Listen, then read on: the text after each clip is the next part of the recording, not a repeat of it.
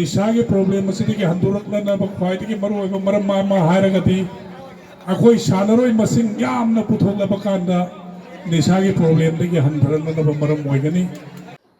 The Youth and the Social Development Organization Yasto Lilong Ato Kong Sinduna Yasto Ground the Tasi Hokiba Tang Tara de Chatrakiba Ahan by State Level Open Junior Boys Case Prize Kabaddi Tournament Loishin Begi Throm Amas Jingliam Pongtokre Team Nipan Sub Yadun Chatakiba Tournament Adugi Final Mesta Yasto Lilong Ato Kong Amadi WSWC Wagbai Sanaki Final Mess Handari Team Animal Join Winner Oina Mai Minaki Mai Paklaba team animal ta cash prize oina lupa lising kunmanga amadi trophy piduna puning thawatki haiba thorom aduda Lilong Ato Khong Jila Parishad member Said Abdul Hashim Elais Amu Lilong Turil Ahanbi Ato Khong GP chairperson MD Yunus Khan social worker MD Mustaqim AMDA SCAM secretary MD Helaluddin Khan All Manipur Kabaddi Association secretary TS Motilal Singh All Manipur Kabaddi Association president A.Jiten Singh Thobal District Kabaddi Association Secretary MD Ali Elai Sana Tombana Presidium member on Yaki. Tharomadu Mari Lenina Thobal District Kabaddi Association Secretary MD Ali Elai Sana Tombana Mamal Yam Labopam Kaya Pontok to Tilibamiam Butanki.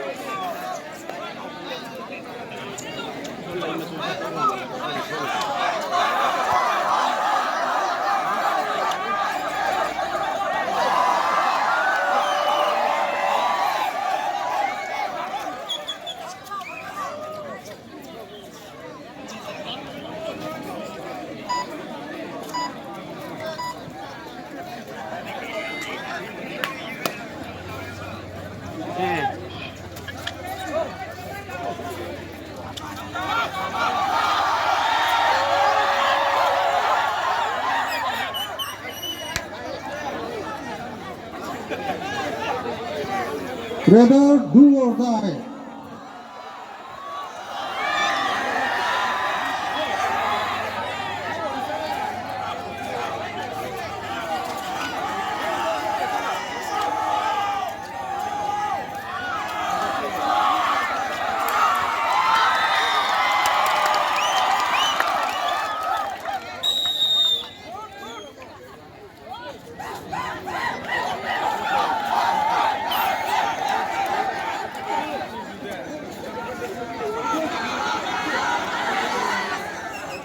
Lilong de kabaddi bu sanagadori harabadi Manipur gi miyam howdana suti launadana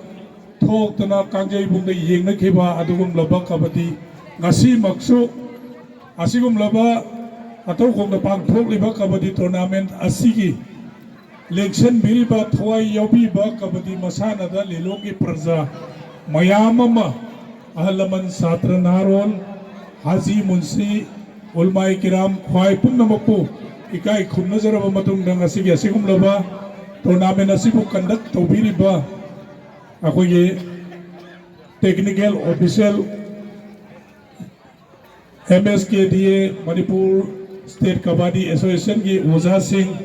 khwai punnamak pasu ikai khumna jari ai yam sangna lawjararoi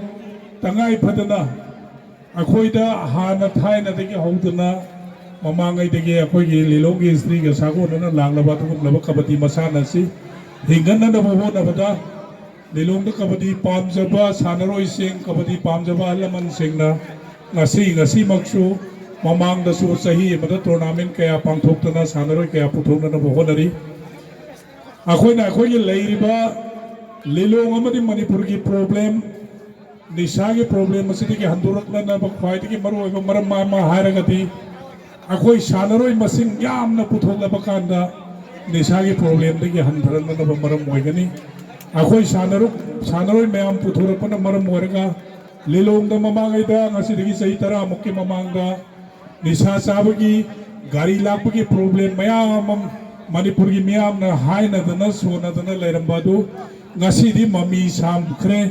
ngasi mak निशा चाबा गाड़ी लापा अदुगुमलबा मिवैसिंग यामना लेतरे सानरोइसिंग मसिंग यामना थोलगले education मसिंग यामना थोलगले हाइबदा hymen बथोलोय अदुना अखोइ सानरोइ मसिंग यामना पुथोनबो होना मिनसि मसिंग यामना पुथोलकांदा अखोइ लेरिबा लिलोंगी मणिपुर की problem हाइरिबा फतबा हाइनबी असिदगी हंदोरक्ननबो मरम ओइगनी हाइबासि as secretary Thoubal district kabaddi association